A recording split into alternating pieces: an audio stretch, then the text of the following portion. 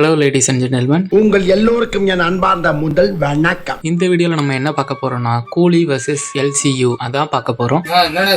அதாவது கூலி படத்தோட ட்ரைலர்ல வர சீன்ஸ் எல்லாம் எந்த அளவுக்கு எல்சியூவோட கனெக்ட்ல இருக்கு அப்படிங்கறது தான் இந்த வீடியோல நம்ம பார்க்க போறோம். ஸோ ஆரம்பிக்கலாங்களா?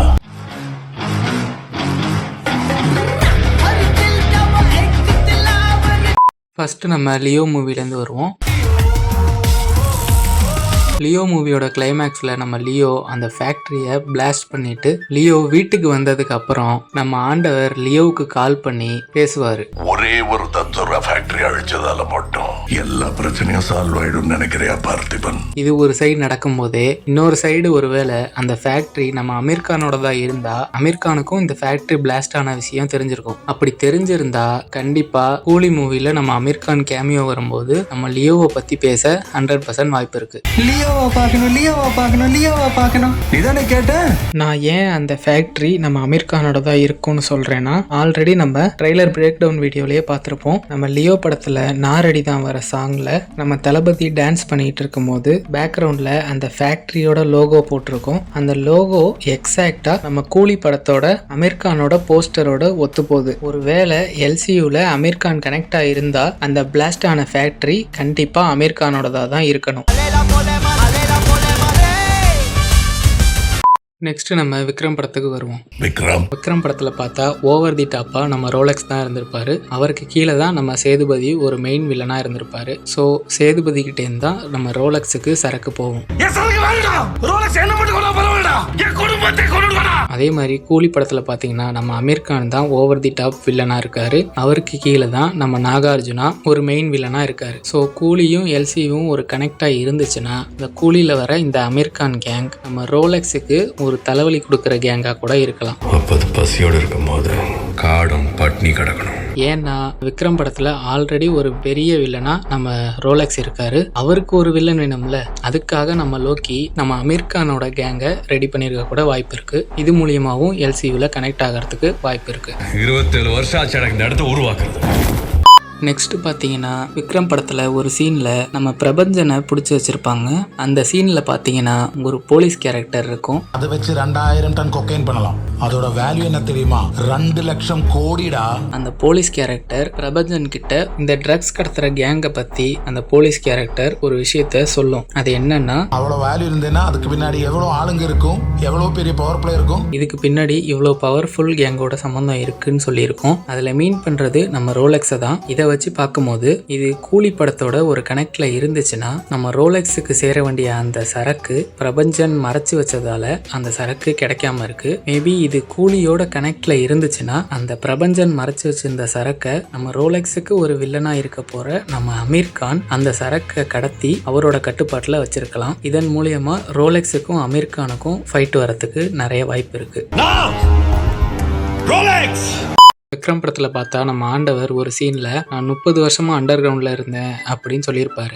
நான் செய்யாத ஒரு தப்புக்காக 30 வருஷம் அண்டர் கிரவுண்ட்ல வாழ்ந்துட்டு இருக்கேன் சார். எதுக்காக? அதே மாதிரி கூலியோட ட்ரைலர்லயும் பாத்தீங்கன்னா நம்ம சத்யராஜ் 30 வருஷமா ஒருத்தனை அண்டர் கிரவுண்ட்லயே வச்சிருக்கேன் அப்படின்னு ஒரு டைலாக் சொல்லியிருக்காரு. 30 வருஷமா ஒருத்தனை ஆஃப்லைன்லயே வச்சிருக்கேன். ஸோ 30 + 30 90. இதுக்கு தான் படிக்கடான்னு அடிச்சுக்கிட்டேன் பசங்களா.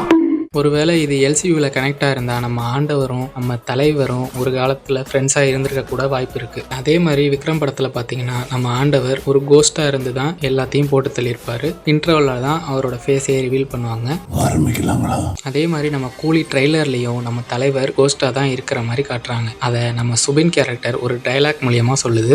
இங்கே இருக்கிற 14,400 பேர்ல எனக்கு தேவை அந்த ஒரு கூலி. இதை வச்சு பார்க்கும்போது தலைவர் ஒரு காலத்தில் ஒரு டான் மாதிரி கூலியாக இருந்தவர் இப்ப ஏதோ ஒரு காரணத்துக்காக தன்னோட அடையாளத்தை மறைச்சுக்கிட்டு தன்னை ஒரு கூலியா ஒரு நார்மல் பர்சனா ஒரு சாதாரண மேன்ஷன் வச்சு நடத்திக்கிட்டு இருக்கிற ஒரு ஆளா கூலி படத்துல நம்ம ரஜினி நடிச்சிருக்க வாய்ப்பு இருக்கு. ஸோ இதன் மூலியமா நான் என்ன சொல்ல வரேன்னா, விக்ரம்ல நம்ம ஆண்டவரும் கோஸ்ட், கூலியில நம்ம தலைவரும் கோஸ்ட். ஸோ இந்த ட்ரெய்லரை பார்க்கும்போது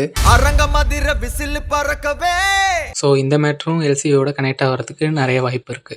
நெக்ஸ்ட்டு நீங்கள் எல்லாரும் கேள்விப்பட்டிருப்பீங்க கண்டெய்னர்ன்ட்டு ஆளுக்கு போட்டு அடிச்சுக்கிட்டு இருப்பானுங்க. அந்த அடியை நானும் ஒரு அடி அடிச்சுக்கிறேன். அதுக்கு ஒரு அடியை போட்டு விடுவோம். நம்ம விக்ரம் மூவில நிறைய இடத்துல ஹார்பர்ல உள்ள கண்டெய்னரை பத்தி பேசியிருப்பாங்க. ஹார்பர்ல இருந்து காணாம போன 2 கண்டெய்னர்ஸ் என்னாச்சு? ஹார்பர்ல இருந்து காண போன 2 கண்டெய்னர் அந்த 2 கண்டெய்னர்ஸ்க்கு பெரிய கண்டெய்னர் நினைக்கிறேன். அதே மாதிரி கூலி ட்ரைலர் ஃபுல்லாவே ஹார்பர்ல தான் இருக்கு. ஸோ ஒருவேளை இது எல்சியூல கனெக்டா இருந்துச்சுன்னா விக்ரம் படத்துல அந்த காணாம போன 2 கண்டெய்னரை பத்தி பேசியிருப்பாங்க. அந்த 2 கண்டெய்னரை ஆட்டைய போட்டது நம்ம அமீர் கான் கேங்கா கூட இருக்கலாம். ஏன்னா அமீர் கான் கேங் அந்த 2 கண்டெய்னரை ஆட்டைய போட்டிருந்தா தான் நம்ம ரோலெக்ஸுக்கும் அமீர் கானுக்கும் முட்டிக்கிறதுக்கு நிறைய வாய்ப்பு இருக்கு.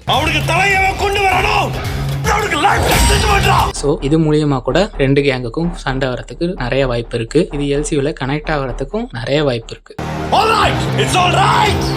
அப்புறம் கூலி படத்தை பற்றி ஏகப்பட்ட ரூமர்ஸ் இப்போ கிளம்பிக்கிட்டு இருக்கு. அதில் ஒரு முக்கியமான ரூமர் என்னன்னு பார்த்தீங்கன்னா, நம்ம தலைவன் எஸ்கே இந்த படத்தில் ஒரு கேமியோ பண்ணியிருக்காரு அப்படின்னு ஒரு ரூமரை கிளப்பி விட்டுக்கிட்டு இருக்கானுங்க. துப்பாக்கி எப்படிங்க சிவா? அதாவது இந்த படத்தில் ஒரு ஃப்ளாஷ்பேக் போர்ஷன் வருது. அந்த ஃப்ளாஷ்பேக்கில் வர ரஜினியோட டிஏஜிங் போர்ஷன் நம்ம சிவகார்த்திகேயனை வச்சு பண்ணியிருக்காங்க அப்படின்னு ஒரு ரூமரை கிளப்பி விட்டுக்கிட்டு இருக்காங்க. அந்த ரூமர் எந்த அளவுக்கு உண்மையா பொய்யான்னு தெரியல. ஆனால் அது உண்மையா இருந்துச்சு என்ன ஆகும்ட்டு உங்களுக்கே தெரியும். படம் ரிலீஸ் ஆன உடனே நீங்க தான் மீம் டெம்ப்ளேட். மேபி அது பொய்யா தான் இருக்கும். அது என்னன்னு நம்ம படத்தை பார்த்தா தான் தெரிஞ்சுக்க முடியும். நெக்ஸ்ட் ரூமர் என்னன்னா, இது ஒரு பழைய ரூமர் தான். அதாவது டைம் டிராவல் மூவி, கூலி படம் ஒரு டைம் டிராவல் மூவி அப்படின்ட்டு இன்னொரு உருட்டு போய்கிட்டு இருக்கு. அதை கன்ஃபார்ம் பண்ற மாதிரி பாத்தீங்கன்னா, நம்ம சத்யராஜோட ஷார்ட்ஸ் எல்லாம் எடுத்து போட்டு இது கண்டிப்பா ஒரு டைம் டிராவலா தான் இருக்கும் அப்படின்ட்டு நிறைய பேர் சோசியல் மீடியால கூவிக்கிட்டு இருக்கானுங்க. பட் அதுவும் எந்த அளவுக்கு உண்மைன்னு நமக்கு தெரியல. அதுவும் படத்தை பார்த்தா தான் தெரியும். நெக்ஸ்ட் இந்த படத்து கூட நானும் சண்டைக்கு வருவேண்டா அப்படின்ட்டு அடம் பிடிச்சிக்கிட்டு ஒரு கூட்டம் வருது. அதுதான் வார் 2 மூவி. வார் 2 படத்துல நம்ம ரித்திக் ரோஷன், நம்ம ஜூனியர் என்டிஆர் நடிச்சிருக்காங்க. அதோட ஆடியோ லான்ச் ப்ரமோஷன் எல்லாம் பயங்கரமா பண்ணிட்டு இருக்காங்க தெலுங்குல. ஸோ அந்த மேடையில நம்ம ஜூனியர் என்டிஆர் என்ன பண்ணிருக்காருன்னா, இங்க நான் தான் அப்படிங்கிற மாதிரி சட்டையை தூக்கி பிடிச்சிக்கிட்டு சீனை போட்டுட்டு இருந்திருக்கான் நம்ம தலைவன் ஜூனியர் என்டிஆர். பட் வார் 2 படம் எந்த அளவுக்கு போகும், அது 1000 கோடி அடிக்குமா அப்படிங்கிறது பெரிய சந்தேகம் தான். அதே மாதிரி கூலியும் 1000 கோடி அடிக்குமாங்கிறதும் ஒரு டவுட்டு தான். என்ன நடக்குதுன்ட்டு பொறுத்திருந்து பார்ப்போம். ஸோ மக்களே, அவ்வளோதான் இந்த வீடியோ உங்களுக்கு பிடிச்சிருக்குன்னு நினைக்கிறேன். நீங்கள் சொல்லுங்கள், ஒருவேளை கூலி எல்சியூவில் கனெக்ட் ஆகிறதுக்கு வேறு எதுவும் சான்ஸ் இருக்குது அப்படின்னா அதை கமெண்ட் பாக்ஸில் கமெண்ட் பண்ணுங்கள். நாளைக்கு தான் படம் ரிலீஸ் ஆக போகுது. ஸோ நாளைக்கு படத்தை பார்த்தா தெரிஞ்சு போயிடும். ஓகே லேடிஸ் அண்ட் ஜென்டில்மேன், எல்லாரும் மறக்காமல் சப்ஸ்கிரைப் பண்ணிடுங்க. அப்புறம் அந்த வீடியோக்கு லைக்கும் பண்ணிடுங்க. நான் இதோட கடையை சாத்திக்கிறேன். உங்களை நான் அடுத்த வீடியோவில் சந்திக்கிறேன்.